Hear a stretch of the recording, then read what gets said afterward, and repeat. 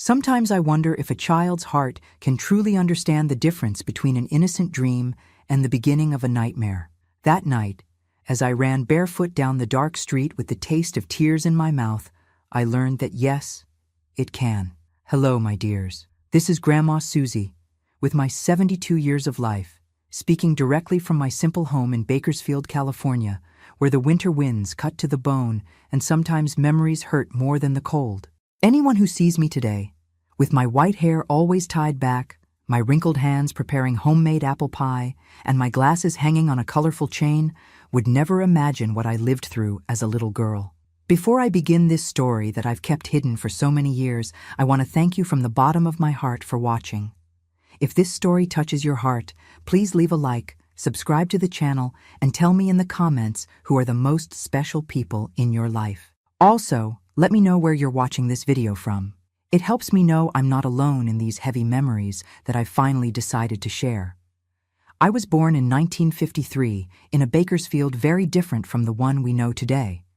A city where the smell of oil fields mixed with the aroma of fresh coffee brewing in family homes, where children still played on sidewalks until sunset, and where everyone knew their neighbors by name. Our house was in the Oildale neighborhood, a modest little wooden house painted light blue, with a small front yard where my mother grew geraniums and petunias that kept the entrance colorful even on the grayest days. We were a simple family, but we never lacked the necessities. My father, Anthony, worked in the cannery, one of the largest in the city at that time. He left home when it was still dark and returned after the sun had set, always with that peculiar smell of peaches and pineapples embedded in his clothes. My mother, Irene, was a seamstress, one of those who worked miracles with scraps, transforming forgotten pieces of fabric into quilts, curtains, and even dresses for school parties. I was an only child, and in my childish mind, that was the only problem in my life. While other girls complained about brothers who pulled their braids or broke their dolls, I dreamed of having someone to share my toys with, my secrets, my life. A little brother or sister who would be my companion forever. Mom, when am I going to get a little brother? I would ask almost every day while helping hang clothes on the clothesline in the backyard. My mother always smiled in that way of hers, half sad, half hopeful. One day, my flower, when God wills it. I didn't understand why God was taking so long to will it, since I prayed every night asking for a little brother. I made childish promises too. I promised to make my bed every day, eat all the food on my plate without complaining, get only good grades at school. But months passed, and my request remained unanswered. Our routine was simple and predictable. In the morning, my father left for work after drinking the strong black coffee my mother prepared. I went to the neighborhood elementary school, where I studied diligently, always among the best in the class. In the afternoon, I returned home and helped my mother with household chores or sat next to her while she sewed, telling her stories I had learned at school or that I invented in my fertile mind. On Sundays, we went to Mass at the parish church, me in my starched dress, my father in a pressed white shirt, my mother with a colorful scarf on her head. Afterward, if the weather permitted, we would walk to the park to have ice cream or simply sit on the benches and watch the pigeons. They were peaceful days, of a modest but genuine happiness. On Saturday nights, when there was no school the next day, my father sometimes would listen to Dodgers games with me on the radio. We didn't have a television yet, a luxury for rich people, as my father said. We would sit together in the living room, the radio in the middle of the table, and he would explain the rules of baseball, the importance of each player, why the catcher could use a mitt when nobody else could. I didn't understand very well, nor was I very interested in the sport. But I loved those moments when I had my father's full attention. One day I'll take you to see the Dodgers play at their stadium, daughter, he promised, his eyes shining with enthusiasm. When you're a little older and I've saved up some money. I agreed, excited not by the game itself, but by the prospect of an adventure with my father in the big city. Los Angeles seemed so distant, so grand in my childish imagination. Almost like going to another country. At school, I was a quiet girl, but I had my friends.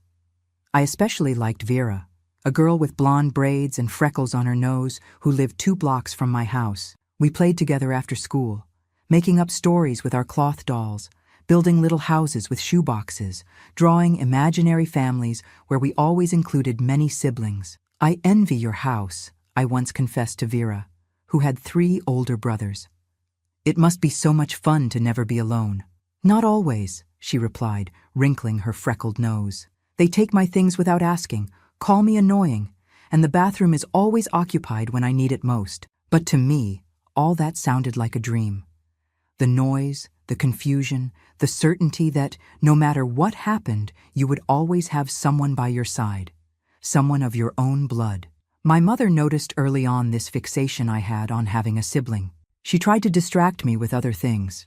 She taught me to embroider when I was only 6 years old, let me help in the kitchen preparing the homemade bread we made every week, told me stories about when she was a girl in rural Kentucky, in a town so small it barely appeared on maps. "You know, Susie," she told me once, while braiding my hair for school, "sometimes the family God gives us isn't as big as we want, but that doesn't mean it's any less special."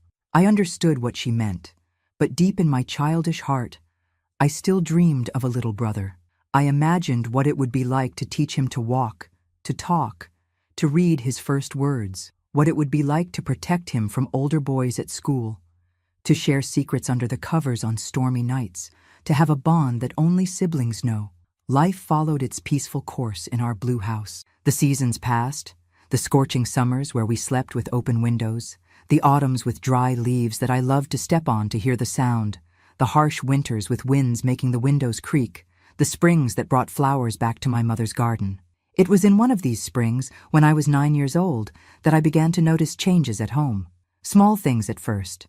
My father coming home earlier, with a worried expression he tried to hide with forced smiles. My mother counting coins at the kitchen table after I should have been asleep, sighing as she did the monthly accounts. "Is everything okay, Mom?" I asked one night, when I caught her crying silently over her sewing machine. "Yes, my flower," she replied, quickly wiping away her tears. "I'm just tired. The work never ends when you have a family to care for." I believed her, because children tend to believe what adults say, even when all the evidence points to the contrary. But the changes continued, now more evident. Breakfast, previously abundant with homemade bread, jelly, and sometimes even cheese, became just bread with margarine.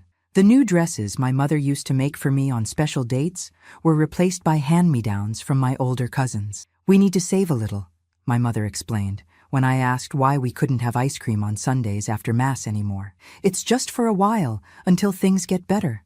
What I didn't know then, I only understood much later, was that the cannery where my father worked was in trouble.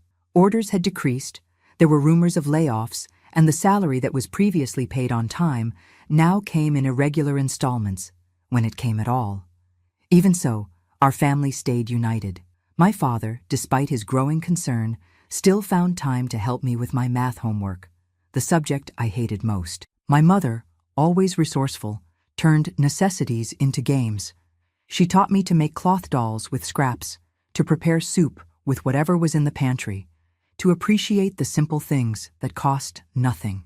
"Look how beautiful," she would say, calling me to the window when the sun was setting, painting the sky pink and orange. "Not even the richest man in the world can buy a view like that." It was on one of these nights, looking at the sky with my mother at our kitchen window, that I noticed something different about her. A special gleam in her eyes, a hand that unconsciously rested on her belly, a smile that seemed to hide a secret. "Mom?" I asked, my heart accelerating with a sudden suspicion. "You're different today." She looked at me for a long moment, as if deciding if I was old enough to know. Then she knelt in front of me, took my hands in hers, and said the words I had waited to hear all my short life. "Susie, my daughter, you're going to have a little brother or sister. There's a baby growing in here." And she took my hand to her still flat belly. The joy I felt at that moment is indescribable. It was as if all the lights in the world had turned on at the same time inside my chest. I jumped, shouted, hugged my mother with all the strength my skinny little arms could gather. My dream was coming true. I would finally have my little brother. When will he be born? Is it a boy or girl? Can I choose the name? Where will he sleep? Can I help take care of him?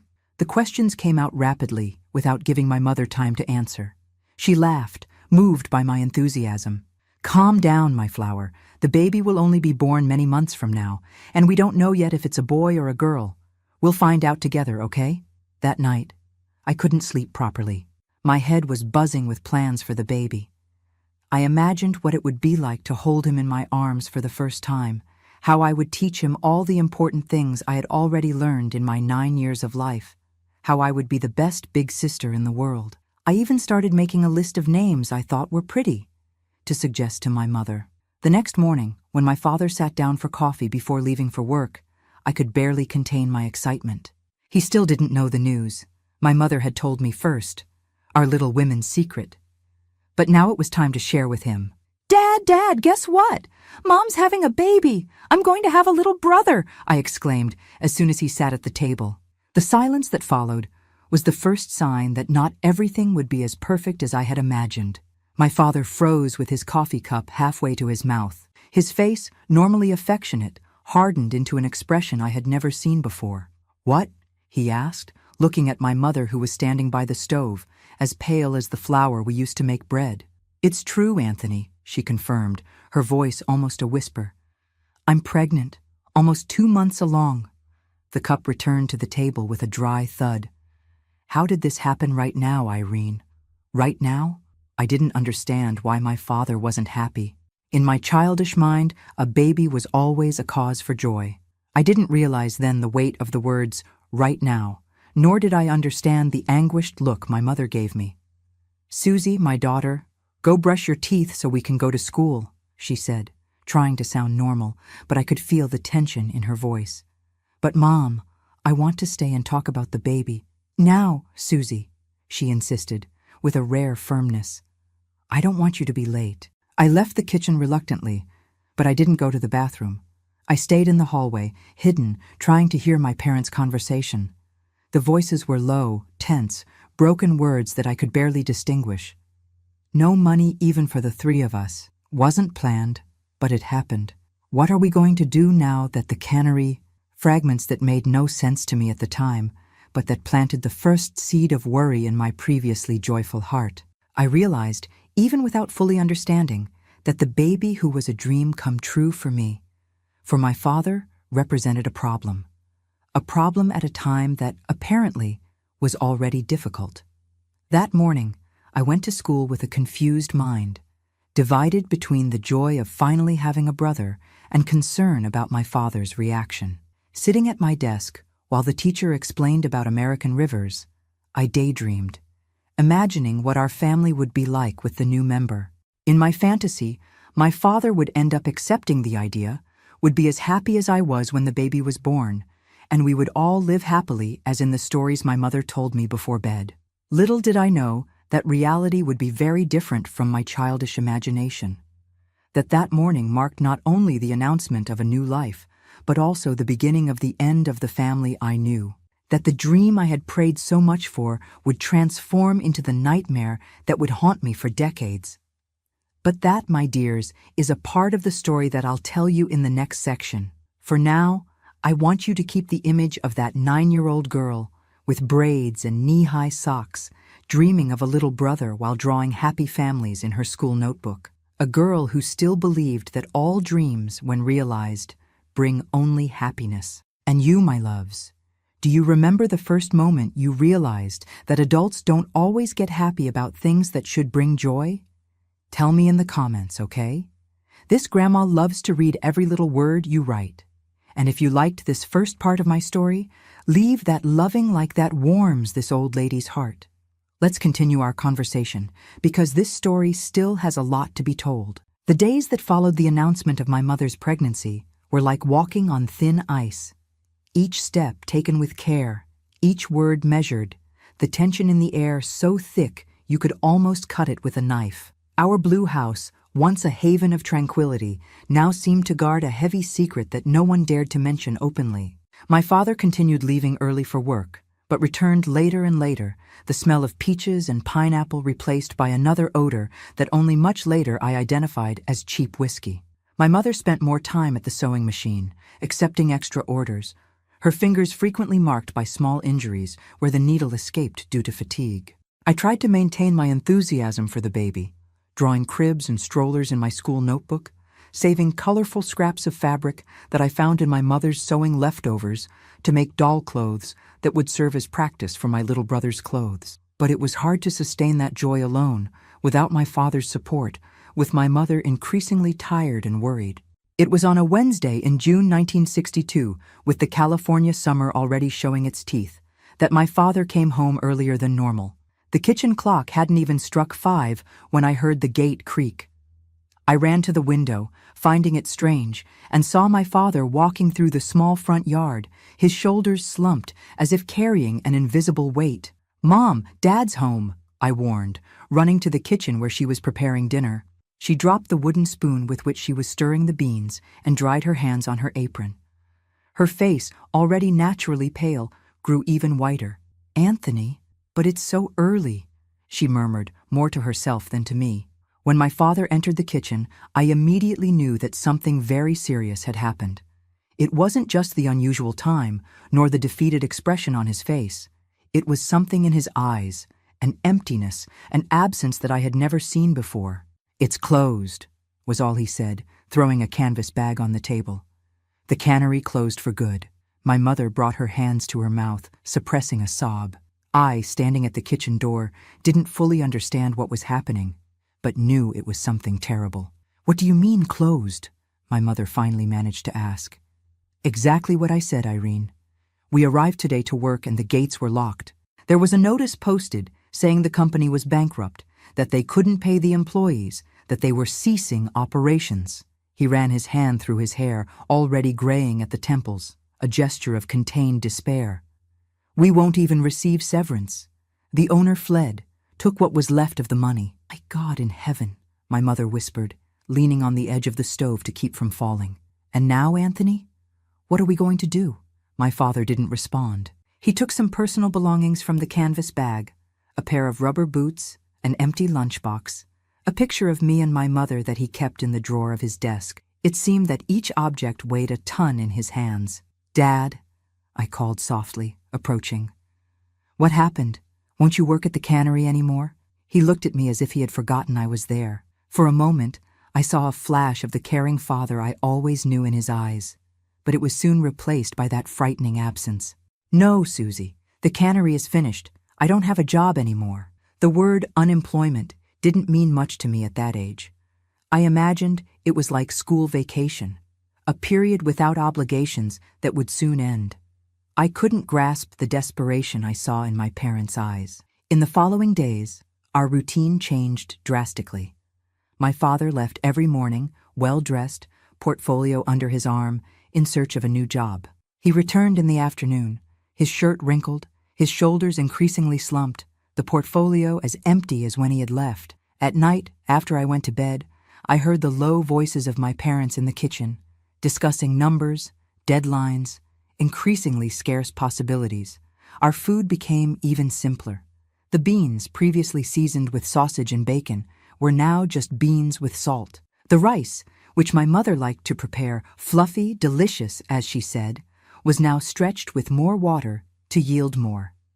Meat appeared on the plate only on Sundays and in increasingly smaller portions. "It's just a phase," my mother assured me when I complained about the repetitive food, the bread that was no longer homemade, but the cheapest from the bakery, bought at the end of the day when it was half price.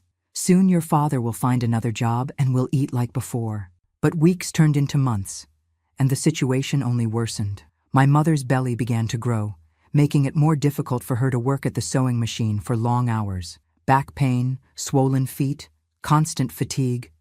All of this reduced her ability to accept orders precisely when we most needed the extra income. The summer of 1962 was particularly harsh in Bakersfield. The hot, dry wind that sweeps down from the mountains seemed to find all the cracks in our wooden house. We slept with just a thin sheet, many of them patched. I wore socks to sleep, something I had never needed before. The kitchen stove, our main source of heat in winter, was now lit sparingly. Wood also cost money. One night, I woke up to the sound of something being broken. Frightened, I got out of bed and went to my bedroom door, opening just a crack to peek into the hallway. The kitchen light was on, and I could hear my father's voice, louder than normal. How are we going to support another child, Irene? We barely have enough to eat now. And when the baby is born, diapers, milk, doctor, with what money? Speak quietly, Anthony. You'll wake Susie, my mother pleaded, her voice trembling. It's not the baby's fault. Of course it's not his fault. It's our fault. My fault for not being able to get a damn job. Your fault for not being more careful. Don't talk like that, please.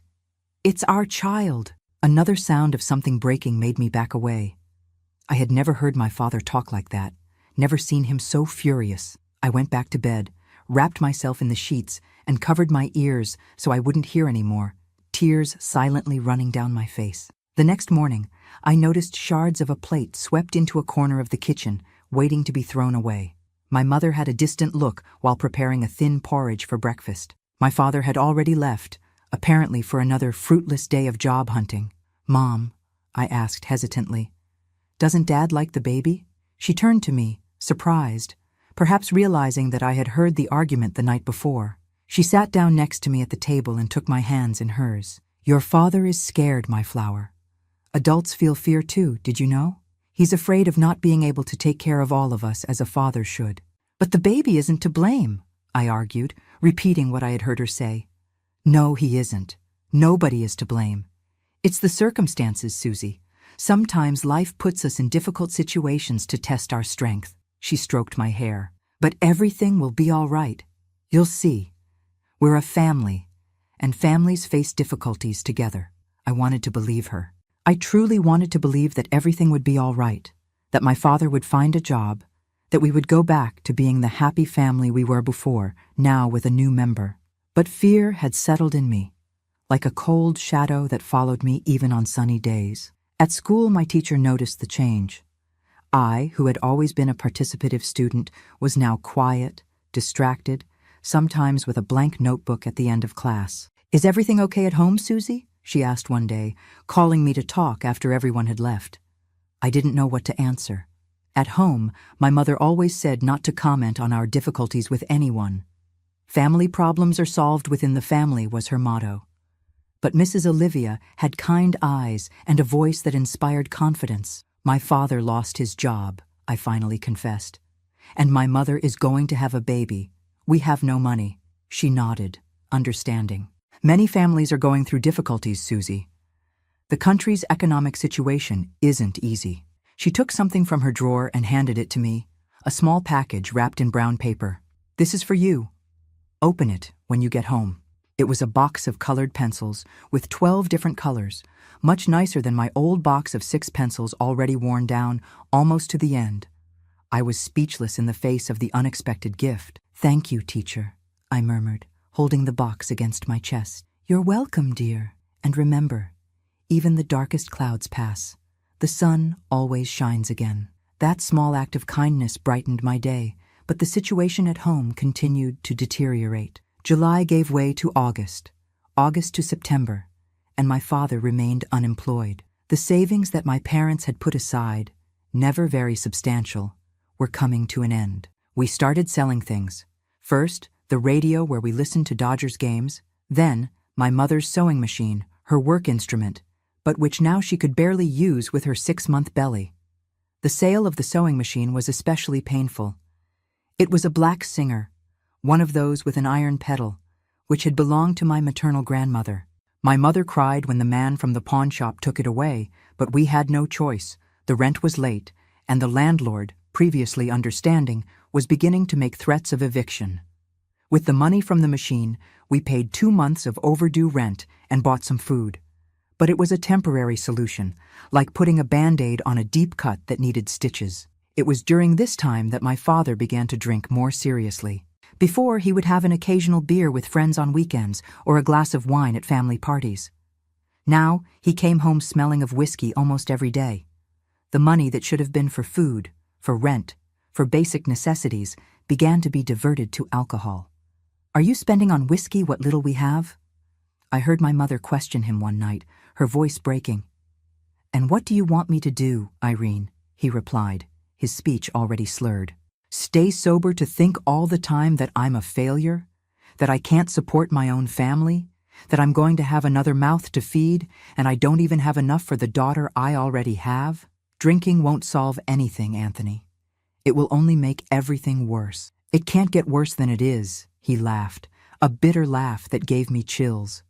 Unless you decide to have twins. My father's hostility toward the baby was becoming increasingly explicit. He avoided looking at my mother's growing belly, left the room when she mentioned anything related to the pregnancy, completely ignored when I tried to include him in my animated conversations about the future little brother. October arrived, and with it, a small hope.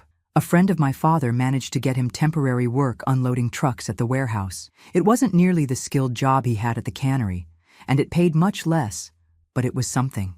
At least we would have enough to eat until the end of the year. The work was hard for a man of almost 40 who had never done heavy manual labor. My father came home exhausted, with hands full of calluses, aching back. But for a few weeks it seemed that the old energy had returned. He smiled more, talked about plans for the future, even began to ask if my mother needed anything special for the baby. "Maybe things are finally improving," my mother commented one night while helping me with my homework. Her belly was now large, and the baby moved so much that sometimes we could see the outlines of a little foot or hand pressing against the stretched skin. "Your father is working. Soon it will be Christmas. Then the baby is born. Maybe 1963 will be a better year for all of us." I wanted to believe her. I really did.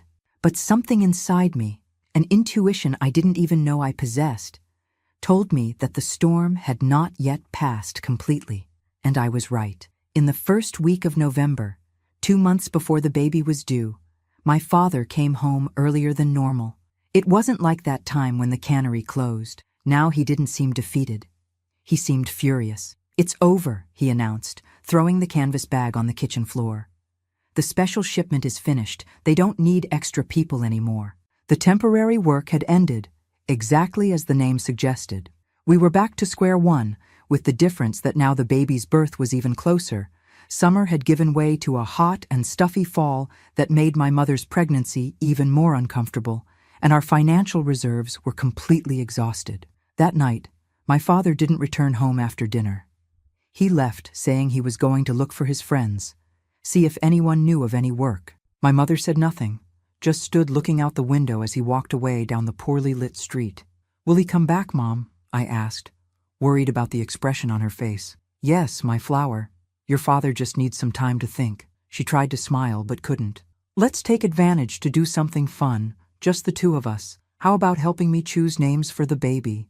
We spent the night making lists of names. Daniel or Matthew, if it was a boy, Anna or Louise, if it was a girl.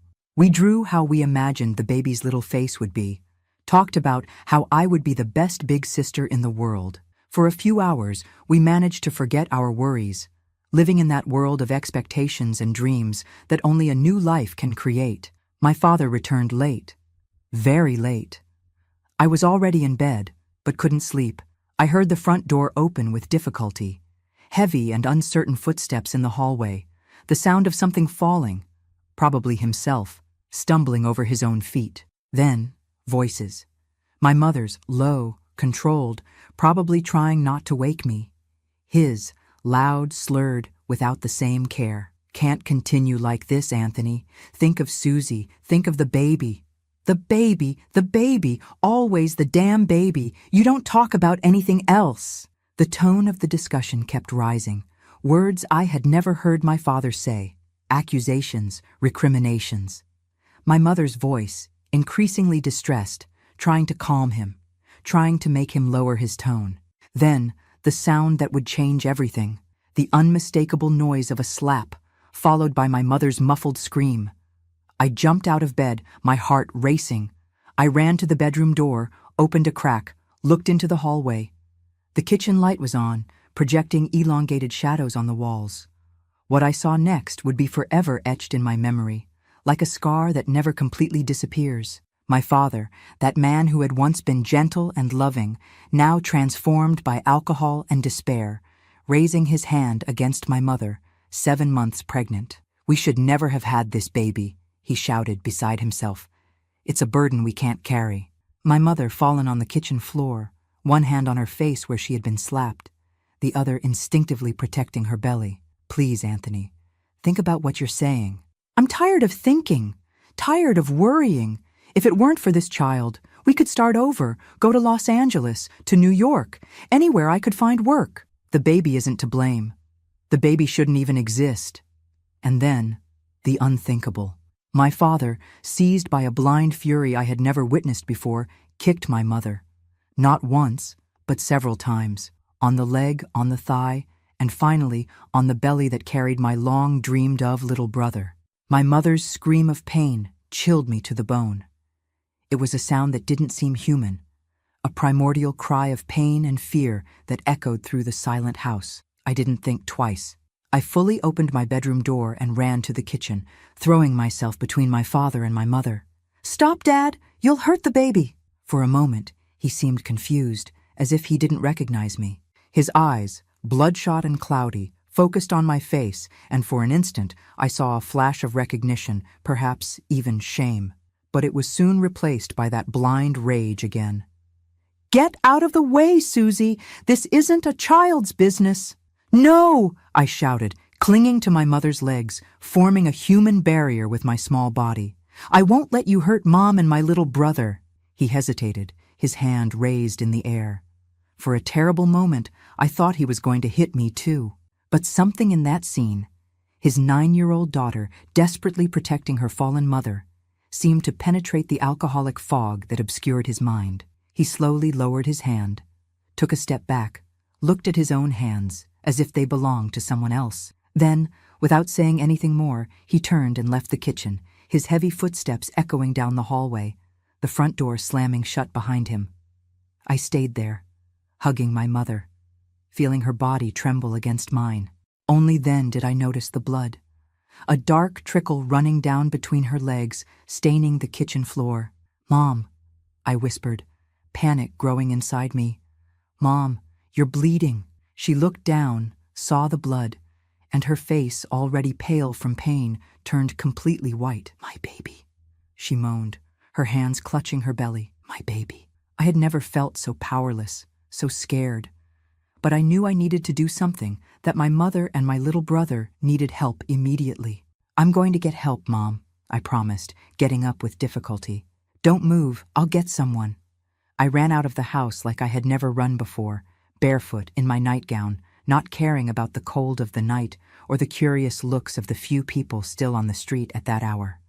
I ran until I lost my breath, until I felt my chest burn, until tears completely blurred my vision. I was running toward the nearest police station, the only place my panicked mind could think of where I would find help at this time of night. I ran as if my own life depended on it, and in a way it did. Because on that terrible November night in 1962, it wasn't just the fate of my little brother that was at stake, but the future of our entire family.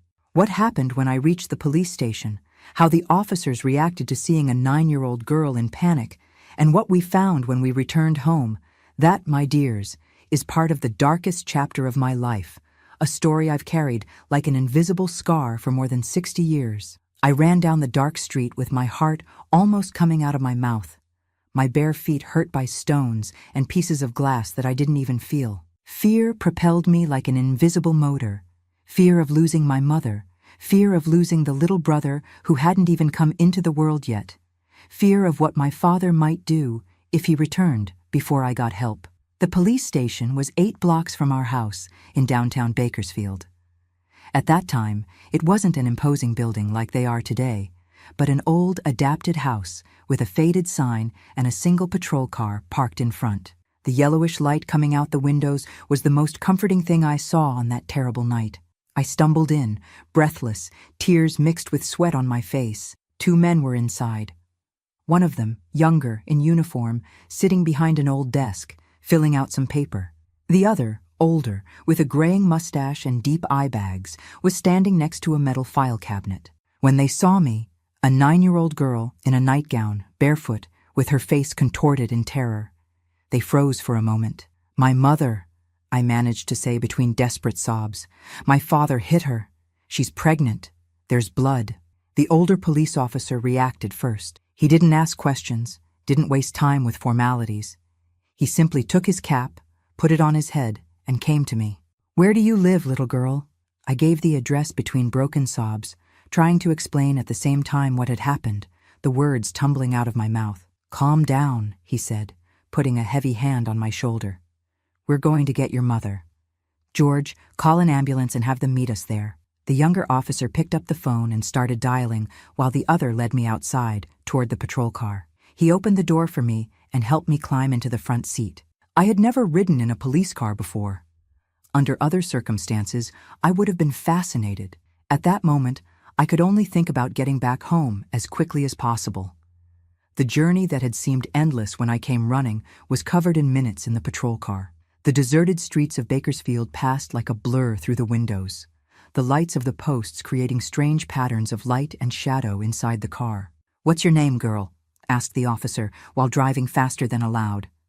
"Susie," I replied, my voice still shaking. "And your mother's?" "Irene." "Does your father have any weapons at home, Susie?" The question caught me by surprise. I had never thought about it. "No, I don't think so. When he hits your mother, does he use anything? Belt, stick, piece of wood?" He had never hit her before," I murmured, realizing at that moment that it was true. As difficult as things had gotten in recent months, as much as the drink had changed my father, that night represented a line he had never crossed before. It was just today. "He's very angry because of the baby." The officer nodded, eyes fixed on the road. "I understand. And was he still there when you left?" "No. He left after—" I couldn't finish the sentence. The image of blood running down my mother's legs came back with full force. "It's okay, girl. We're almost there." And we were. I recognized our street, our blue house with the small front garden. The front door was ajar, exactly as I had left it in my desperate flight. The kitchen light was still on, a yellow beacon in the dark night. The officer stopped the patrol car in front of the house and turned to me. "Stay here inside, Susie. I'll see how your mother is." "But I want to go with you," I protested, already with my hand on the handle. "It's better you stay in the car." "I promise I'll come get you as soon as it's safe." Reluctantly, I obeyed. Through the car window, I watched the officer cautiously approach the half-open door, his hand on his gun holster, ready for any situation. He disappeared inside the house, and the seconds that followed were the longest of my life. Then suddenly, he reappeared at the door, urgently waving. Not at me, but at someone I couldn't see from my position. Only then did I notice that an ambulance had arrived. I hadn't even heard the siren. So focused was I on our house, so immersed in my own fear. 2 men in white descended running from the ambulance, carrying a stretcher. They entered the house and minutes later reappeared carrying my mother. Even at a distance, I could see how pale she was, almost transparent under the weak light of the street posts. Her nightgown, once white, was stained dark red on the lower part. I couldn't stay in the car anymore. I opened the door and ran toward the stretcher, ignoring the officer's warning. "Mom!" I shouted, trying to reach her. One of the men in white stopped me, holding my shoulders firmly, but not with brutality. "Calm down, little one. Your mother needs to go to the hospital now. She lost a lot of blood." "My little brother," I sobbed, looking at my mother's belly. "The baby." The man exchanged a look with his colleague, a look that even at 9 years old I perfectly understood. It was the kind of look adults exchange when they have bad news they don't know how to give to a child. "We'll do everything we can," was what he said. But his voice didn't carry much hope. They put my mother in the ambulance. I wanted to go with her. I begged to go, but the older officer held me back. "You can't go in the ambulance, Susie, but I'll take you to the hospital right after. First, I need to know where your father is." "I don't know," I replied, watching the ambulance drive away, taking my mother. "He left after he hit her. Let's go inside and get some clothes for you. You can't stay just in a nightgown." We entered the silent house. The kitchen still showed signs of the recent violence. An overturned chair, a dark stain on the wooden floor, the cloth my mother used to clean the dishes soaked with blood. The officer led me to my room. "Get a change of clothes and anything your mother might need in the hospital. I'll take a look around the house to make sure your father hasn't returned." I changed the nightgown for a simple dress, put a coat over it because the night was cold, and put on my only pair of shoes. I didn't know what my mother might need in the hospital, so I took her hairbrush, the small bottle of perfume she used only on special occasions, and the wedding ring she had left on the bathroom sink before washing dishes, and which now seemed a bitter symbol of a broken promise. When I returned to the living room, the officer was on the phone, speaking in a low voice. He hung up as soon as he saw me. "Ready? Let's go to the hospital." On the way, I tried to ask about my mother, about the baby, but the officer had few answers. He said only that the doctors would do everything possible, that my mother was in good hands, that I needed to be strong. Mercy Hospital was the main one in Bakersfield at that time. A large, old building with wide corridors and a peculiar smell of disinfectant that I never forgot.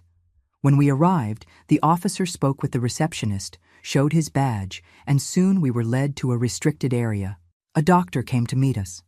A middle-aged man, gray hair at the temples, tired eyes behind thin-rimmed glasses. He spoke first with the officer in a low voice, occasionally glancing in my direction. I couldn't hear everything, but I caught words like hemorrhage, serious, and emergency. Finally, the doctor knelt down to speak to me, trying to use words that a child could understand. "Susie, your mother is very hurt inside. We're doing surgery to try to help her. You'll need to wait here with Sergeant Oliver, okay?" "And the baby?" I asked, my voice almost disappearing. "My little brother?" The doctor hesitated, looked at the officer as if seeking help, then turned back to face me. "The baby. We couldn't save him, Susie. I'm sorry." The world seemed to crumble around me. My little brother, the one I had dreamed of so much, for whom I had prayed every night, was dead. Dead before he was even born, before I could hold him in my arms, before I could teach him all the things an older sister should teach. I don't remember crying at that moment. It was as if the pain was too great for tears, as if it had dried something inside me. I sat down in a hard chair in the hospital corridor, my hands in my lap, staring at the wall in front of me without really seeing it. Sergeant Oliver, now I knew his name, sat down beside me. He didn't say anything for a long time, just stayed there, a solid and comforting presence in the midst of the chaos my life had become. "My father killed my little brother," I finally managed to say, the words coming out like sharp stones from my throat. The sergeant didn't try to contradict, didn't offer those cliches adults usually use to protect children from the harsh truth. He just nodded gravely. "He'll pay for it, Susie. I promise you." I don't know how long we stayed there, sitting in that frighteningly white and aseptic corridor. Minutes or hours, it wouldn't make a difference. Time had lost meaning. At some point I fell asleep, exhausted by the emotional turmoil, by the desperate run, by the terror of that endless night. I woke up with Sergeant Oliver gently shaking my shoulder. The sun was already rising, golden rays coming through the high windows of the hospital, creating patterns on the tile floor. "The doctor wants to talk to us," he said, his face serious but not somber. "Your mother is out of surgery." The same doctor as before met us in a small waiting room. He seemed even more tired, as if he had aged years in a single night. "We managed to stop the hemorrhage," he explained, speaking more to me than to the sergeant now. "Your mother lost a lot of blood, but she's a strong woman. She'll survive." "Can I see her?" I asked, the first spark of hope lighting in the midst of darkness. "She's still under the effect of anesthesia, but you can see her for a few minutes. Just don't try to wake her. She needs to rest." We followed the doctor down a corridor, then another, to an area with several beds separated by curtains. My mother was in the last one, near the window. When I saw her, I had to hold back a sob. She was so pale, so fragile, connected to tubes and machines that beeped rhythmically. Her belly, once round and full of life, was now smaller, covered by a large white dressing. I approached cautiously, afraid of hurting her even more just by looking. I took her hand, cold but still alive. I wanted to say so many things, apologize for not being able to protect her and the baby, promise that we would be okay somehow. But the words got stuck in my throat. 5 minutes, the doctor warned, leaving us alone. I don't know if my mother could hear me in that state, but I spoke anyway, in whispers interspersed with sobs that finally came. "I'm so sorry, Mom. I'm sorry about the baby, but you're going to get better. You'll see. We're going to be okay." When the doctor returned to get us, I reluctantly let go of my mother's hand and followed him back to the corridor, where Sergeant Oliver was waiting. "And now?" I asked, the practical reality beginning to impose itself. I couldn't return home alone. I had no other relatives in Bakersfield. And my father was now a dangerous stranger, someone I feared more than the dark, than thunder, than all the things that scare children. "Now we're going to the police station," the sergeant replied. "We need to officially record what happened, and then we'll find a safe place for you to stay until your mother recovers." At the police station, something happened that still moves me when I remember. The clerk, a middle-aged woman called Mrs. Jurema, took pity on my situation. While the officers did the paperwork, she took me to a small back room, gave me hot chocolate and bread with butter, combed my disheveled hair, and found clean socks for my feet, sore from running barefoot so much. "You were very brave, girl," she said, putting medicine that stung on the wounds on my feet. "You saved your mother's life." I didn't feel brave. I felt small, powerless, shattered, but her words planted a little seed of strength in me, a little seed that would take years to fully germinate. Sergeant Oliver entered the small room with news. "We found your father, Susie. He was in a bar near the warehouse, too drunk to even stand up." "Is he going to jail?" I asked, a confused mixture of fear and relief stirring inside me. "Yes, he'll answer for attempted murder. He won't be able to hurt you or your mother again." I should have been relieved, and part of me was. But another part, the part that still remembered the caring father who explained the rules of baseball to me, who promised to take me to see the Dodgers play, felt a sharp and deep pain. Because at that moment I understood that I had lost not only my little brother, who never got to be born, but also my father. The man who would be taken to prison was no longer the father I knew and loved. He was a stranger created by drink, by despair, by anger. "As for your immediate situation," continued the sergeant, "Mrs. Jurema has offered to take you into her home until your mother is discharged from the hospital. She lives near here, has a daughter a little older than you. It would be for a short time, a week or two at most." I looked at Mrs. Jurema, who smiled gently at me. She wasn't a complete stranger after her kindnesses. But still, the idea of going to the home of someone I barely knew scared me. On the other hand, what were the alternatives? A shelter for minors? Staying alone at the police station? "Can I visit my mother in the hospital?" I asked, this being my biggest concern. "Every day," guaranteed Mrs. Jurema. "I'll take you myself." And so it was decided. I went to Mrs. Jurema's modest but welcoming home, met her daughter Teresa, who was 12 years old, and lent me clothes and books to read, and adapted to a temporary routine that included daily visits to the hospital.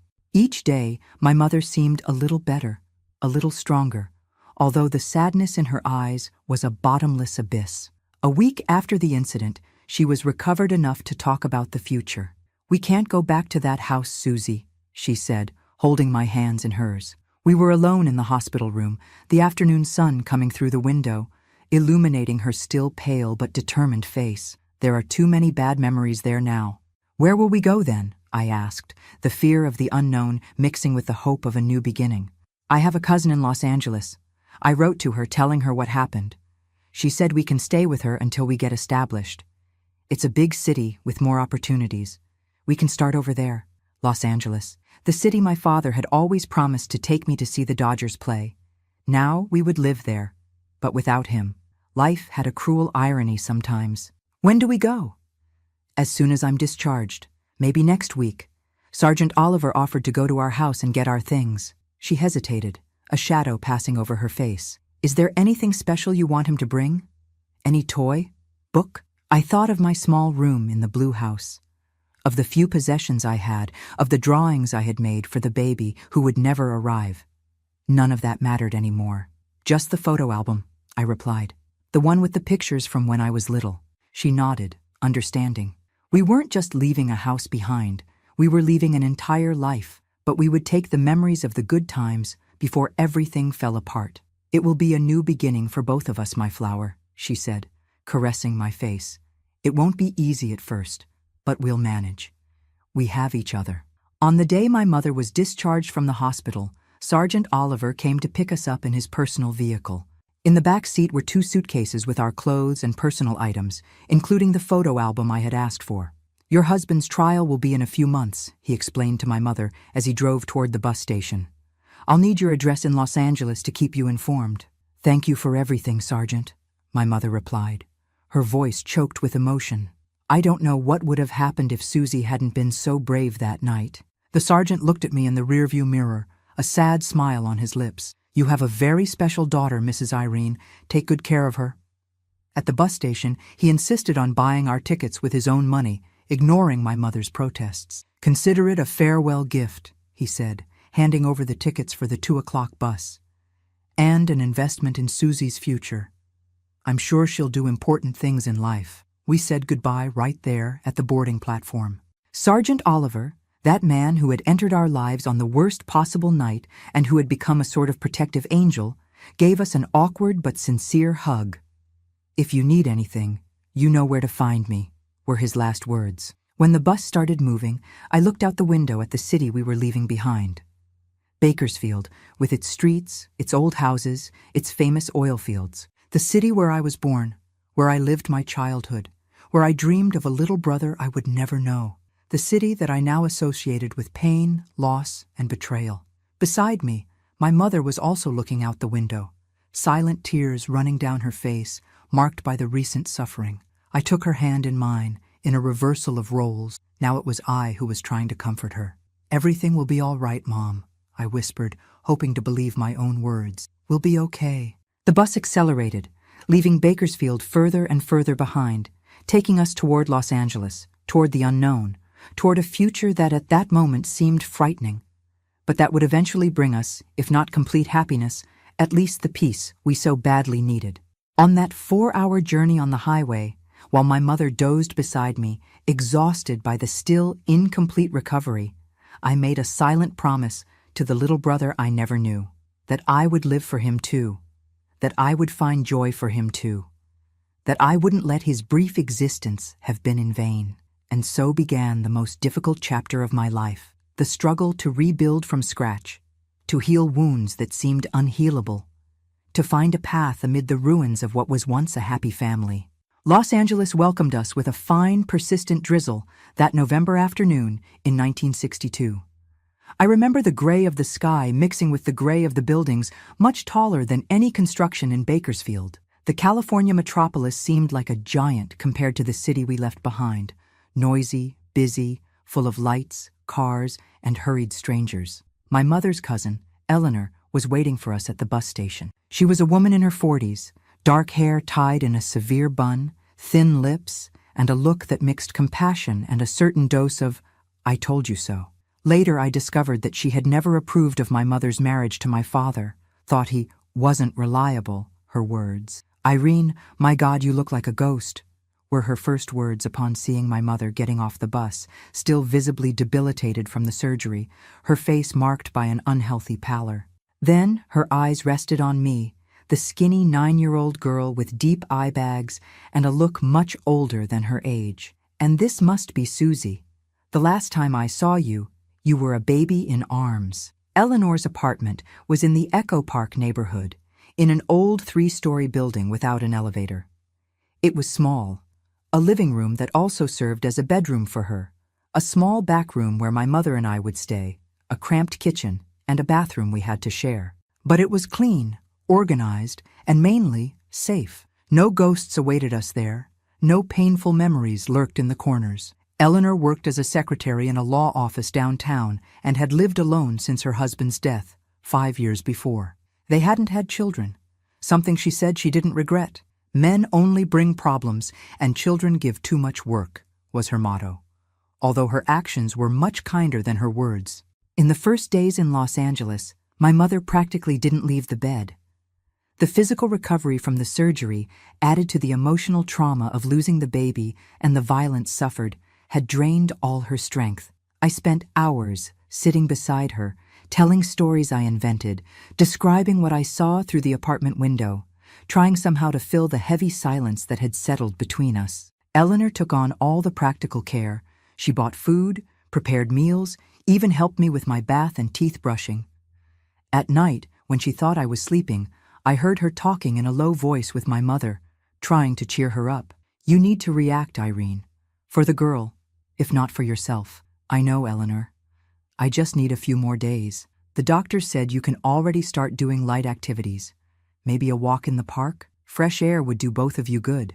2 weeks after our arrival, my mother finally began to leave the room for longer periods. She spent hours sitting on the small balcony of the apartment, looking at the movement of the street below, her eyes lost in thoughts she didn't share with anyone.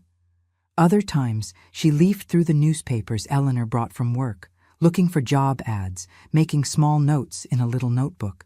"I need to find work soon," she would say. "We can't abuse Eleanor's hospitality forever." "But you're still recovering, Mom."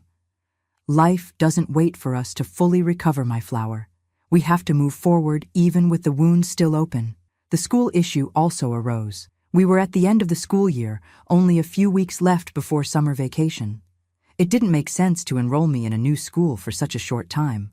It was decided that I would finish the year at home, with Eleanor and my mother helping me with lessons, and I would start at a nearby school in March of the following year. This decision left me both relieved and apprehensive.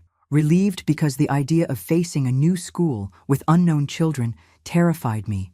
Apprehensive because it meant spending even more time confined to the small apartment, with few distractions besides the books Eleanor sometimes brought from the public library. It was because of these books, ironically, that I had my first emotional breakdown since the incident. Eleanor had brought a stack of children's stories, thinking they would help me pass the time.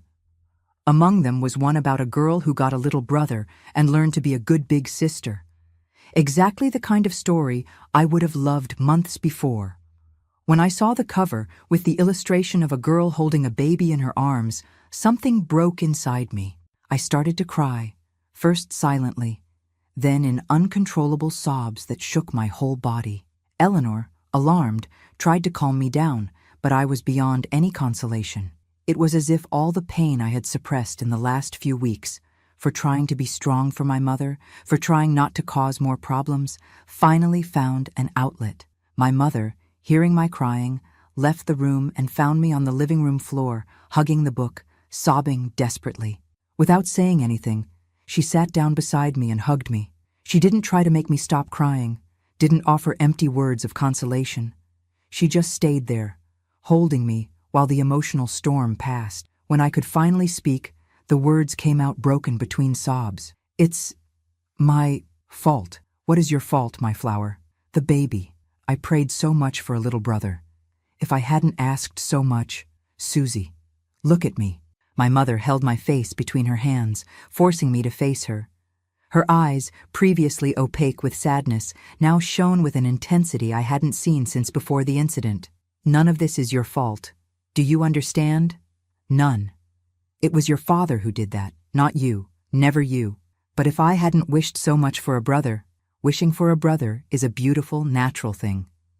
All children wish for siblings at some point. The problem wasn't your wish, it was your father's reaction to something that should have been a cause for joy." That conversation was the first step in a long healing process for both of us. It wasn't the last time I cried for the little brother I never knew, nor the last time I felt guilty, but it was the first time we talked openly about our feelings since the tragedy. In the days that followed, my mother seemed to find a new determination. She began actively looking for work, going out every morning dressed in the best she had. A simple but elegant navy blue dress, her hair carefully combed, a touch of lipstick to disguise the paleness. It wasn't easy. She had been a seamstress in Bakersfield, but we didn't have money to buy a new sewing machine. Besides, the big stores in Los Angeles preferred seamstresses with experience in high fashion, something my mother, used to doing repairs and simple clothes for the neighborhood in the interior, didn't possess. December arrived, bringing the humid heat of the California summer and the proximity of Christmas, a time we previously associated with joy. But that year only highlighted everything we had lost. There was no money for presents, no home of our own to decorate, no reasons for celebration. Even so, Eleanor insisted on maintaining some traditions. She bought a small artificial pine tree that she placed in a corner of the living room, decorated it with colored balls she kept from previous years, even prepared bread pudding on Christmas Eve. "Life goes on," she said, when my mother questioned if we should really celebrate. "And this girl deserves a bit of normality after everything she's been through." On Christmas night, after a simple but tasty dinner, Eleanor handed me a package wrapped in colored paper. "It's nothing of great value," she hastened to explain, "but I thought you'd like it." It was a book, My Sweet Orange Tree, by José Mauro de Vasconcelos. The story of a poor boy who faces difficulties but finds consolation in his friendship with a sweet orange tree. Eleanor couldn't have chosen a better gift. I immersed myself in the reading as if it were a refuge, identifying with Zézé, the protagonist who, like me, knew the bitter taste of loss and early disillusion. January brought a novelty. My mother finally got a job in a fabric store downtown. It wasn't the dream job, but it paid enough for us to rent a small apartment of our own and really begin to rebuild our lives. Our new home was a set of 2 rooms in an old building in the Silver Lake neighborhood. A living room that also served as a bedroom for my mother, a tiny room that became mine, a kitchen the size of a closet, and a bathroom where you could barely turn around. But it was ours, only ours, and that made all the difference. The furniture came from thrift stores and donations. A twin bed for me, a sofa bed for my mother, a small table with 2 mismatched chairs, a 2-burner stove, a refrigerator that made a strange noise but worked. Eleanor gave us plates, cutlery, pots, things she had duplicates of or didn't use anymore. "It's not much," my mother said on the first night we slept there, looking around the simple apartment. "But it's a beginning. Our beginning." March arrived, and with it my first day at the new school.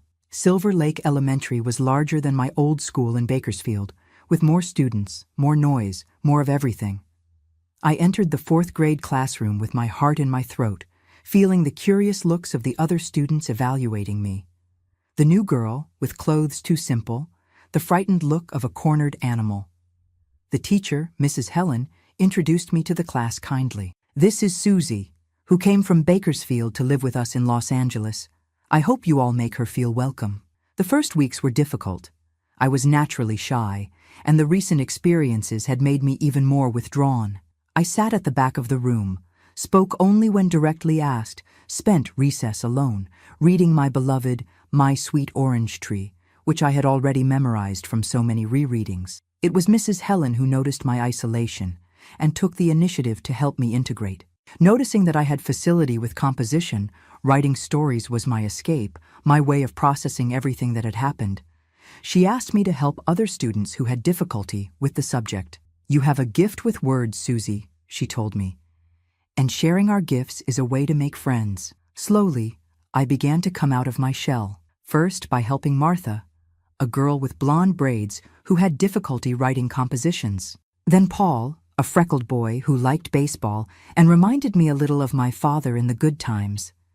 I quickly pushed that thought away. Gradually, I stopped being the new girl to become Susie, who tells cool stories and helps with the essays. At home, things were also gradually improving.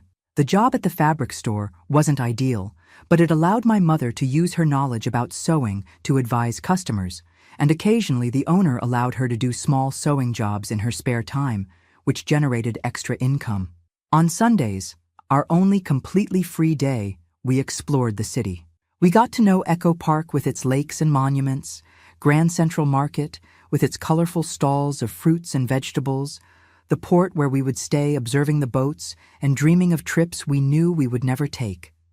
It was during one of these Sunday outings, almost a year after our arrival in Los Angeles, that my mother received the news that would again change the course of our lives.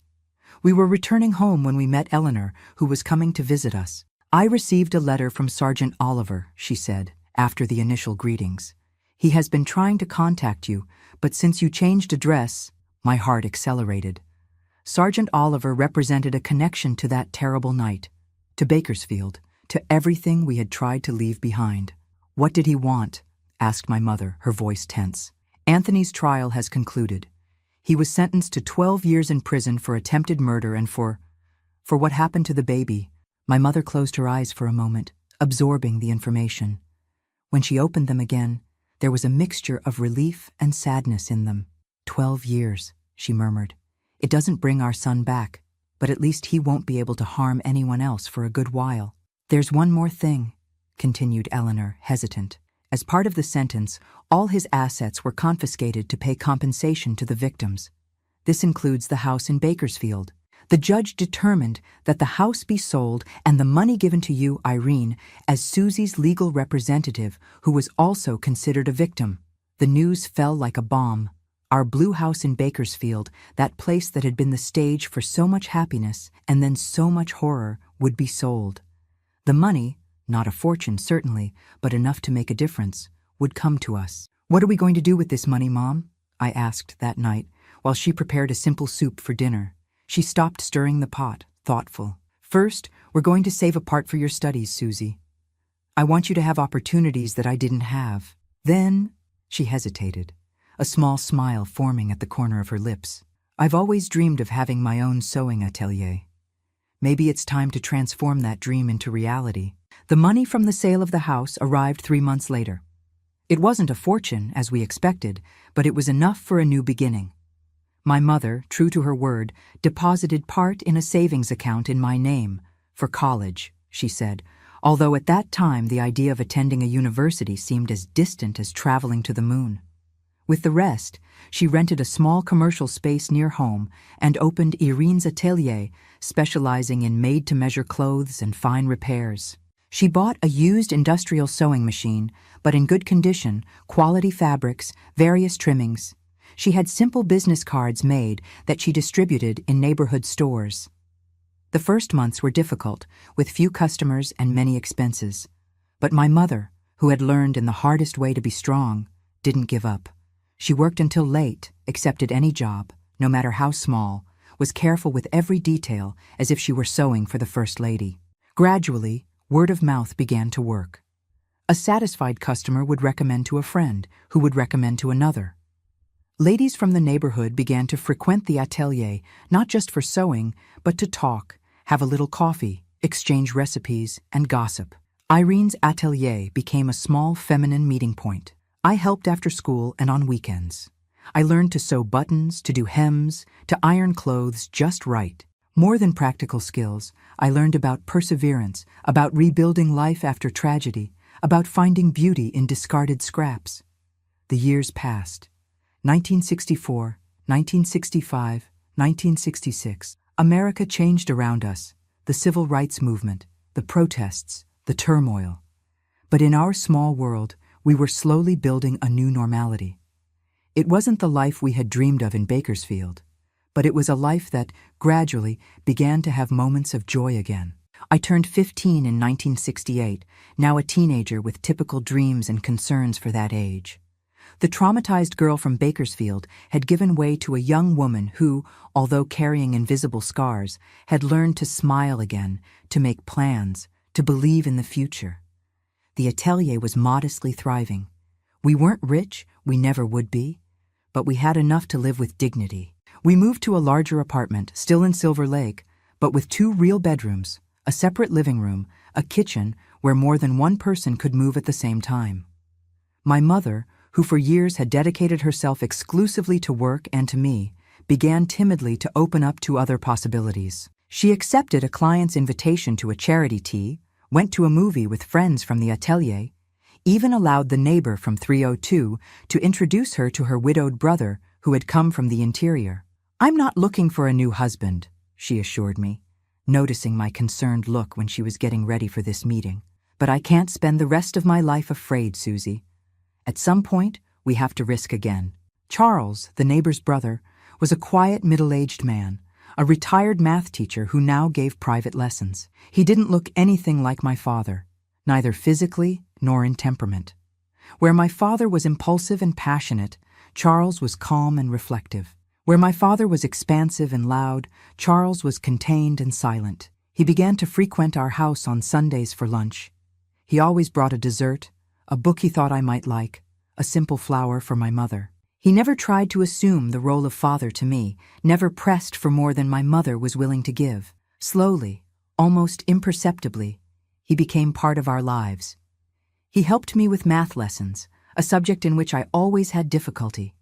He fixed small things in the apartment, a leaking faucet, a loose shelf, the blind that stuck. He took us for car rides on Sundays, showing parts of Los Angeles we had never visited. In 1970, when I was 17 years old, and in my senior year of high school, my mother called me for a serious conversation. Charles asked me to marry him, Susie. I wasn't surprised. I had seen their relationship evolve over the past 2 years, had noticed the sparkle that had returned to my mother's eyes, the lightness that now permeated her movements. And what did you answer? I said I needed to talk to you first, that any decision of this type would affect both of us. I felt a lump in my throat, moved by her consideration. Do you love him, Mom? She smiled, a genuine smile that lit up her face in a way I hadn't seen since before the tragedy.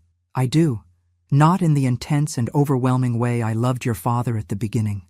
It's a calmer, more mature love. A love that doesn't hurt. Then say yes, I replied, holding her hands. You deserve to be happy, Mom. We both do. The wedding was simple, in the neighborhood church with few guests, some loyal clients from the atelier, the closest neighbors, Charles's family. Eleanor came, of course, now with completely white hair, but the same perceptive look. Even Sergeant Oliver appeared, bringing as a gift a set of tablecloths that his wife had embroidered, especially for the occasion. My mother wore a dress that she had made herself, not white, which seemed inappropriate for a second marriage, but a soft shade of blue that matched her eyes. She was radiant, younger than her 37 years, as if an enormous weight had finally been lifted from her shoulders.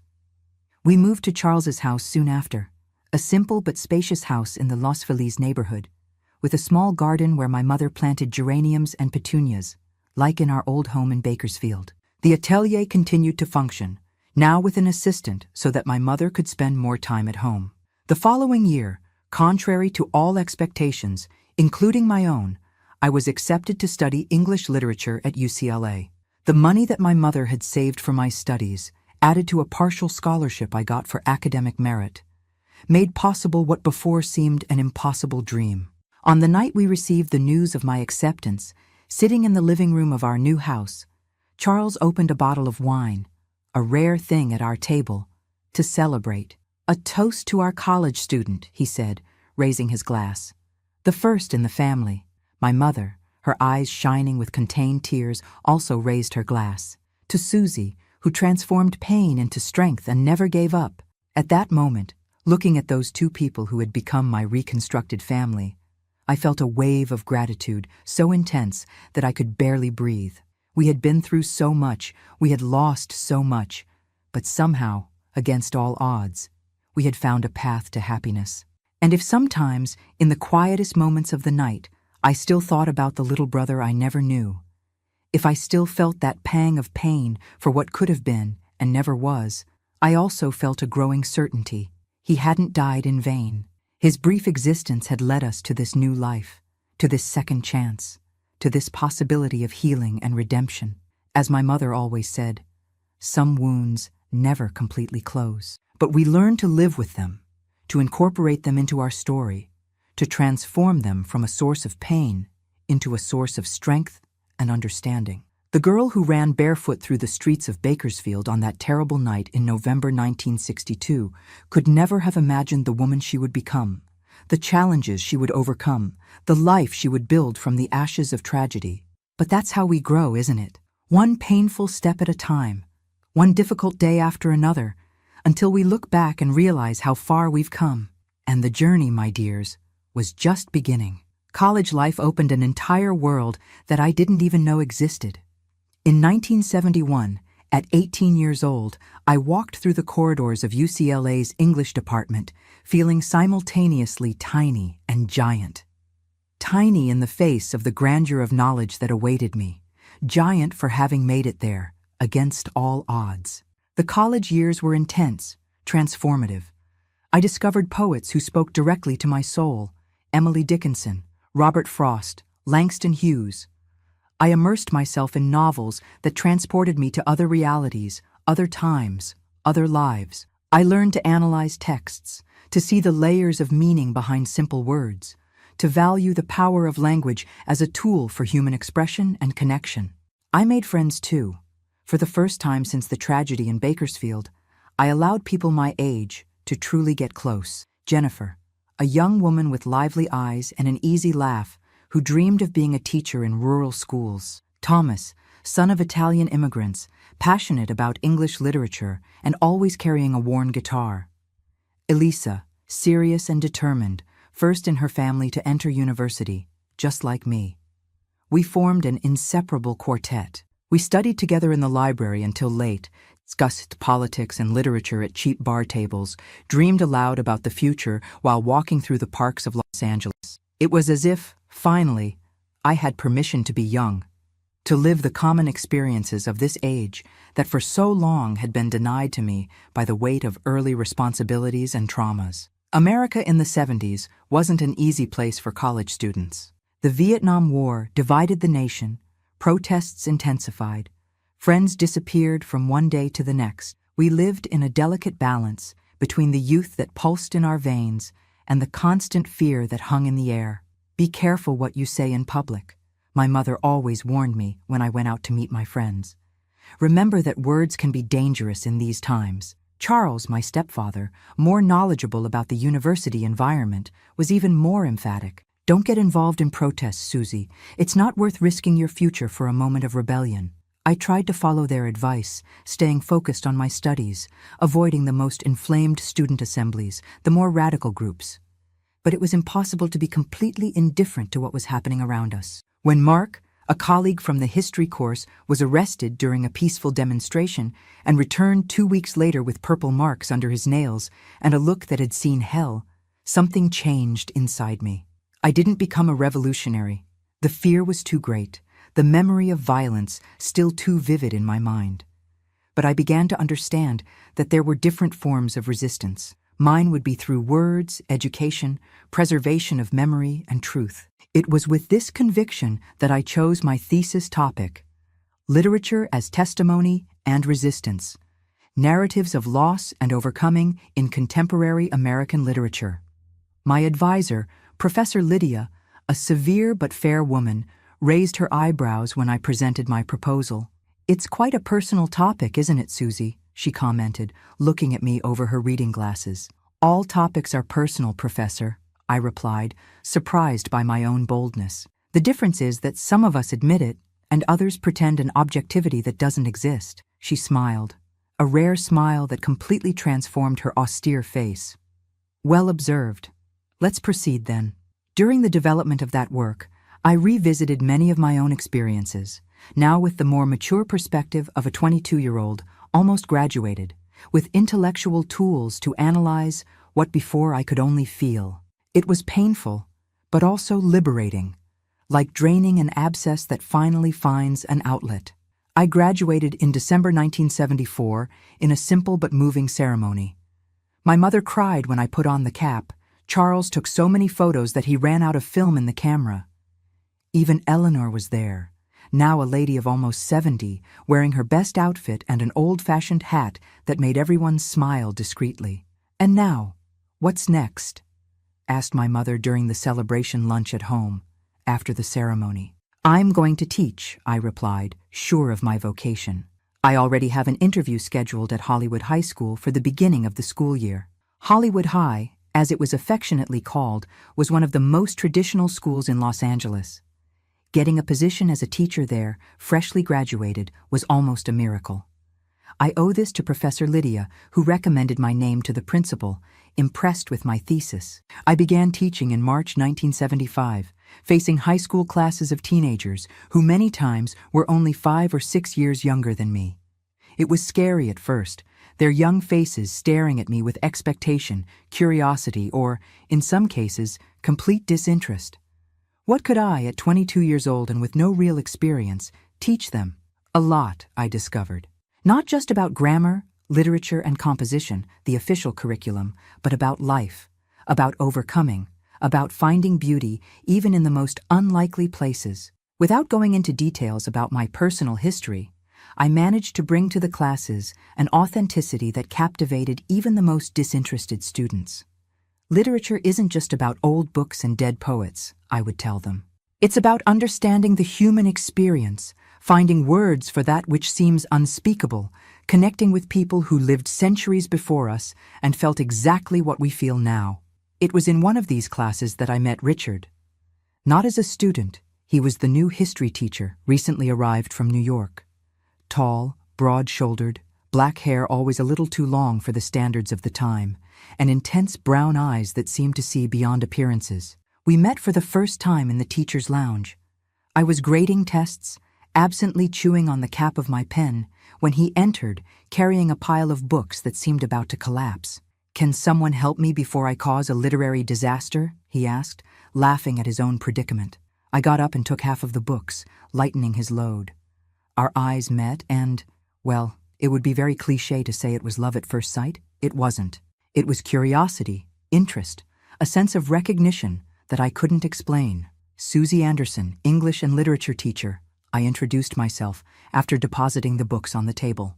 "Richard Sullivan, the new sacrifice to the altar of history," he replied, extending his hand with a smile that illuminated his whole face. "Pleasure to meet you, colleague." Our friendship began like that, between stacked books and jokes about the educational system. We discovered common interests: national cinema, folk music, walks in Griffith Park on Sundays. He had come from New York escaping a complicated divorce, looking for a new beginning, just as I had come from Bakersfield years before. A few months later, he invited me to watch a movie at the Egyptian Theater. He didn't call it a date, nor did I think of it as such. We were just two friends sharing a Saturday afternoon. After the movie, we walked to a cafe in the historic center and talked for hours about the film, about books, about our lives. It was in this conversation that, for the first time, I shared my complete story with someone outside my family.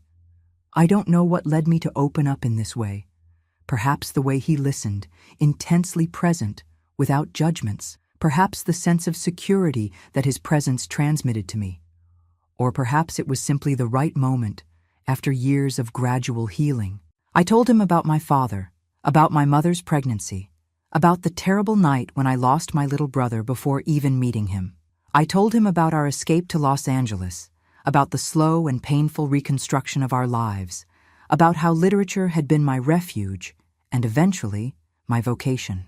When I finished, it was already night. The lights of the cafe created an intimate, almost confessional environment. Richard remained silent for a moment, absorbing everything he had heard. Then, without saying a word, he took my hand on the table and gently squeezed it.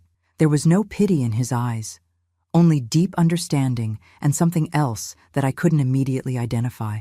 "Thank you for trusting me with your story," he finally said. "It's an honor to know someone as strong as you, Susie." Strong. Nobody had ever called me that before. Brave, yes. Studious, certainly. But strong? It was a word I had never associated with myself.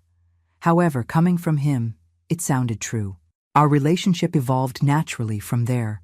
More encounters at the cinema, longer walks in the park, simple dinners at restaurants downtown. Our first kiss happened on a rainy night in August, when he accompanied me to my house and we stopped under the marquee of a closed store to wait for the rain to diminish. It was gentle, hesitant, as if we were both testing unknown waters. I introduced Richard to my mother and Charles on a Sunday lunch. I was nervous. Since that night in Bakersfield, my mother had become extremely protective, suspicious of any man who approached me. But Richard, with his disarming honesty and his genuine respect, quickly won her over. "He looks at you as if he were seeing the sun rise for the first time," my mother commented after he left. "And that, my daughter, is much more valuable than any declaration of love." Our relationship continued strong over the following months. Richard respected my space, my silences, my occasional retreats when difficult memories were involuntarily triggered. He never pressured, never demanded, just waited patiently for me to find my own way back to him. In 1977, 2 years after we met, he asked me to marry him. It wasn't anything spectacular. We were sitting on the usual bench in Griffith Park, observing the view of the city, when he took a small box from his pocket. "You don't need to answer now," he said, opening the box to reveal a simple ring with a single blue stone. "I know that marriage can be a complicated subject for you, given your family history, but I want you to know that I'm here, that I love you, and that I want to build a life by your side, however it may be, at the pace you need." I looked at the ring, at the man who held it, at the future it represented. A future that, for many years, I didn't even dare to imagine for myself. "Yes," I replied, surprising us both with the speed of my response. "Yes, I want to marry you." We married on a sunny afternoon in October 1977, in a small ceremony in the garden of my mother and Charles's house. Only close family and some intimate friends. I wore a light blue dress that my mother made especially for the occasion, with small daisies embroidered on the hem. A subtle tribute to the little brother I never knew, but whose absence somehow shaped the path that led me there. We began our married life in a rented apartment in the Silver Lake neighborhood, not far from the school where we taught. We didn't have much, 2 teachers' salaries didn't allow for luxuries, but we had enough. A bookshelf full of books, a record player to listen to the Bob Dylan and Joan Baez records we so loved, a large table where we graded tests side by side on weeknights. In 1979, I was invited to teach at UCLA as well, in the evening English program. I immediately accepted, excited by the prospect of working with college students, of being able to deepen discussions that the high school curriculum didn't allow. It meant longer days, more work, less free time, but the satisfaction compensated for the fatigue. Richard supported me unconditionally, taking on more household tasks to balance my increased workload. "You would do the same for me," he would say when I thanked him. And I would, without thinking twice. It was during this time that we began to talk about children. It was a delicate subject for me, loaded with fears and insecurities. What if I didn't know how to be a mother? What if I unintentionally repeated family patterns that had hurt me so much? What if I lost the baby as my mother had lost my brother? Richard patiently listened to all my concerns without ever devaluing or minimizing them. "We'll be imperfect parents, as all are," he would say, "but we'll be loving, present, conscious parents, and that makes all the difference." We decided to try. And at the end of 1980, I discovered I was pregnant. The news brought a confused mixture of joy and terror. I told my mother first, with a trembling voice over the phone, "Mom, I'm pregnant, 2 months along." The silence on the other end of the line lasted only a few seconds, but seemed like an eternity. Then, I heard a contained sob. "My daughter, what wonderful news! You're going to be an amazing mother." "How can you be so sure?" I asked, tears now flowing freely. "I'm so afraid, because I know you, Susie. I know your heart. And I know that the love you have to give is greater than any fear." The pregnancy proceeded without complications, but was an emotional roller coaster. Each visit to the doctor, each exam, each small discomfort brought up memories and anxieties. Richard was by my side at every step, holding my hand during consultations, reading books about fetal development and natural childbirth, painting the baby's room in a soft shade of green that would work for either a boy or a girl. On August 15th, 1981, after 14 hours of labor, our son was born.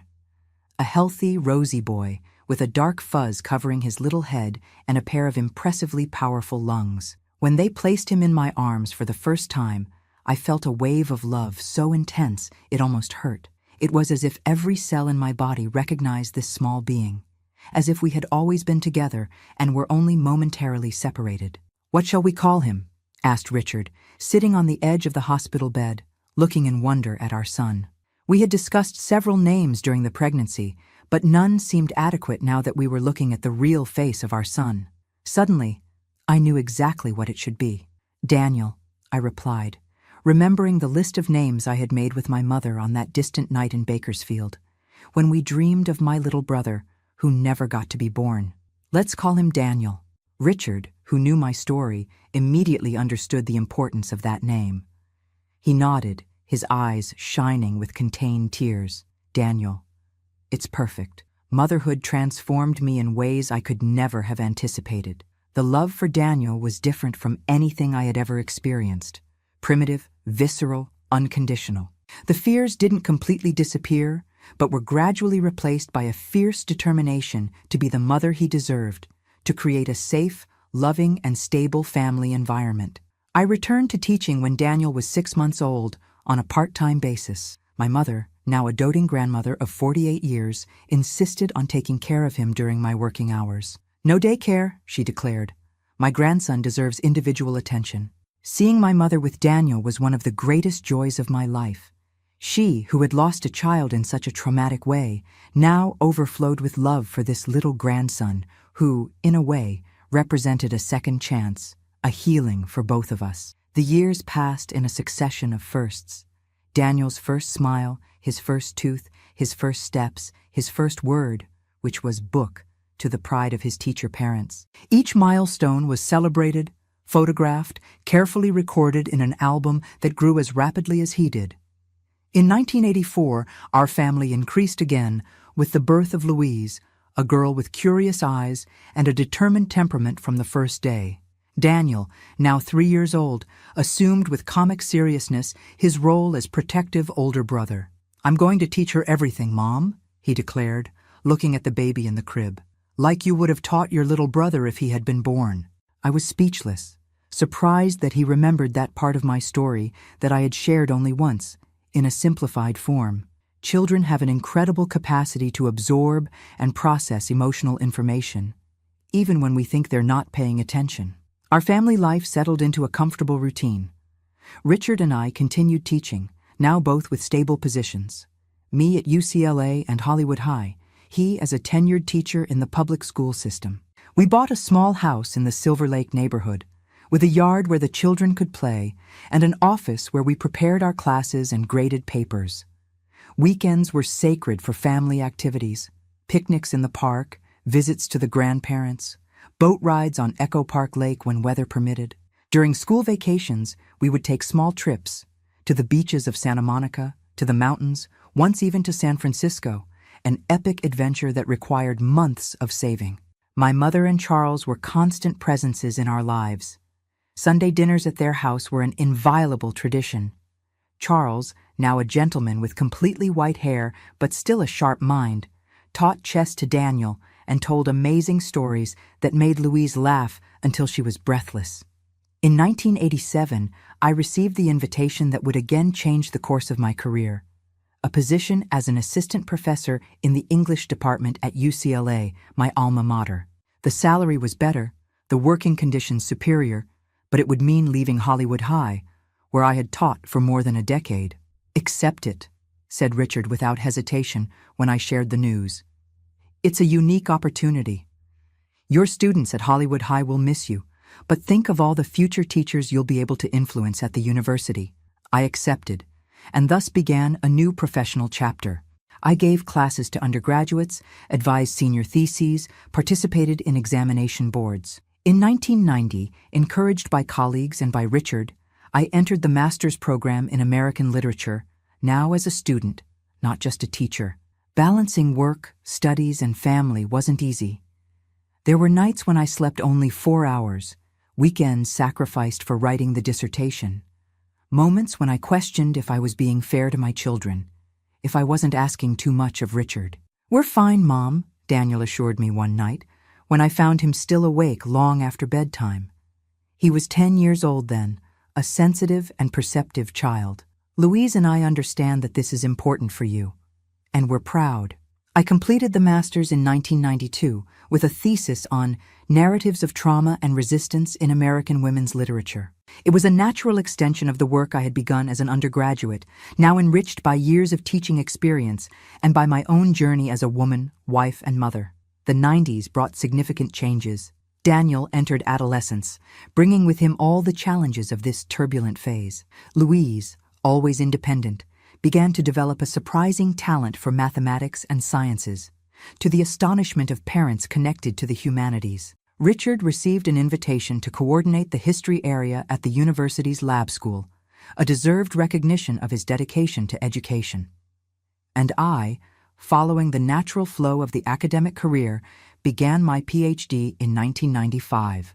My dissertation, more ambitious than the thesis, explored memory, trauma, and healing in 20th century American autobiographical narrative. It was, in many ways, an attempt to understand my own story through a broader prism, to find patterns and meanings in experiences that, in isolation, seemed only painful and without purpose. In 1998, at 45 years old, I defended my dissertation and received the title of Doctor of Philosophy in English. The committee was unanimous in its praise, highlighting the depth of the analysis and the sensitivity with which I approached such delicate themes. In the audience, my entire family watched me with pride.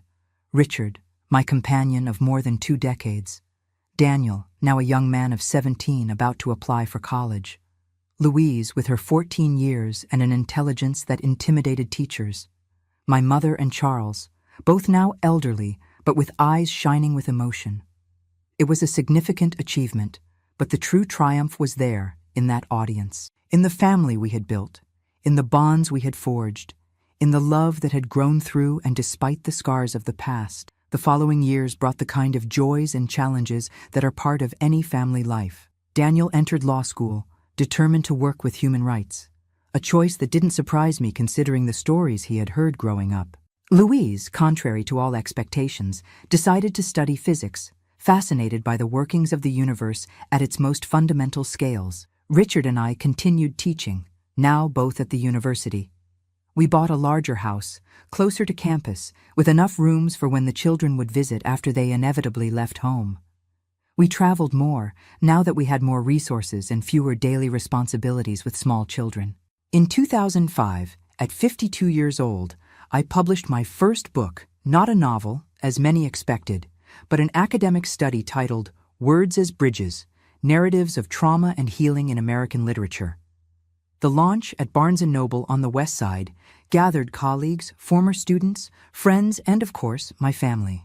It was at this event that Daniel, now a 24-year-old lawyer, introduced me to the young woman who would become his wife, Camilla, a young woman with a gentle smile and intelligent eyes who was studying psychology. "She read your book before she even met me, Mom," he told me, proud.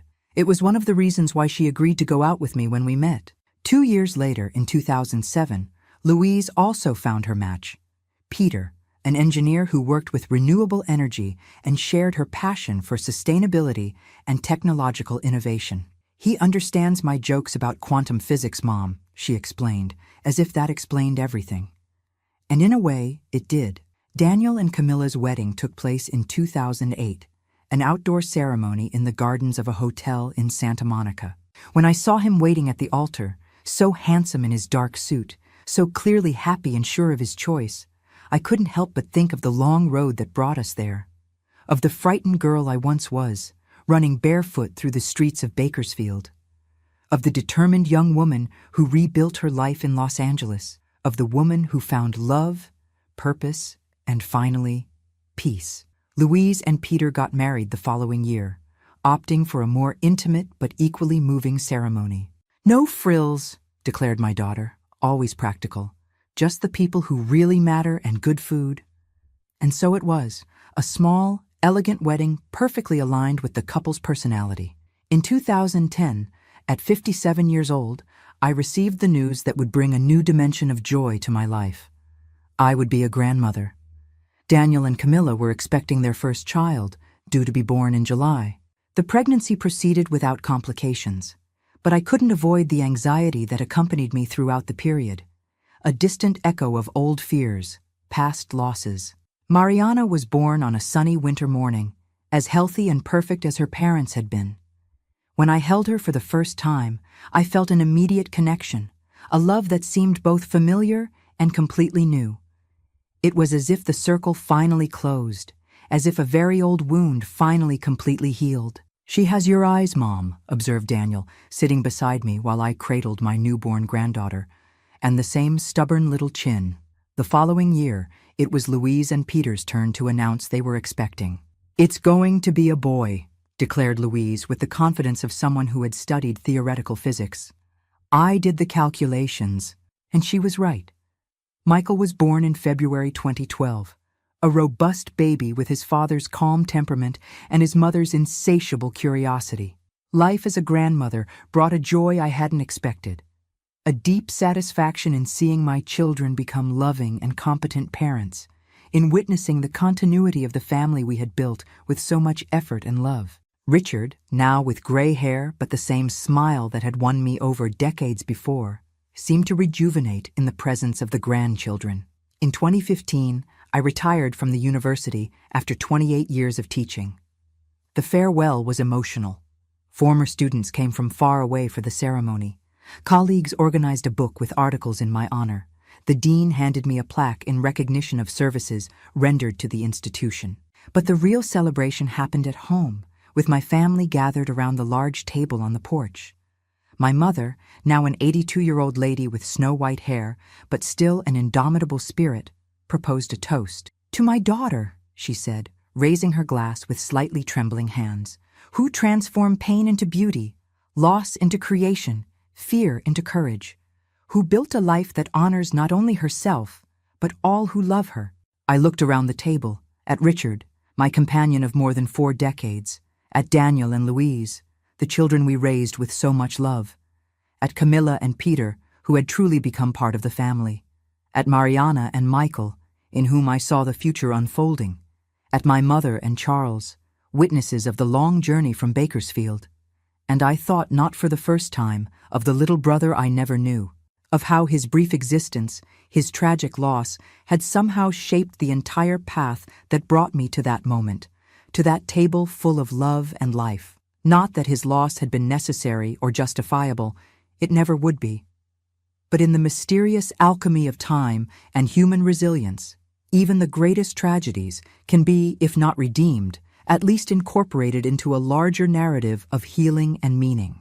Now, at 72 years old, sitting in this rocking chair as I tell this story to you, I look back and see not only the pain, the loss, the fear that marked my early years. I see also the strength I discovered within myself, the love I found and built, the lives I touched as a teacher, the words I left as a legacy in my writings, the family I created and that continues to grow. My dears who have accompanied me to this point, thank you so much for listening to this grandma share her journey, so difficult, so painful, but also so full of hope and redemption. If my story touched your heart in any way, please leave that loving like that shows me I'm not alone in these memories. Subscribe to the channel to not miss our next conversations. I still have so many stories to share with you. And if there's one thing I've learned in all these years, it's that our stories have power. Power to heal, power to connect, power to show that no one is alone in their pain or in their struggle. And when we share these stories, when we allow our scars to become bridges instead of walls, we create a world a little better, a little more compassionate, a little more human. Until our next conversation, my dears, may God bless each of your paths, and may you find, as I found, flowers growing even in the hardest concrete of life.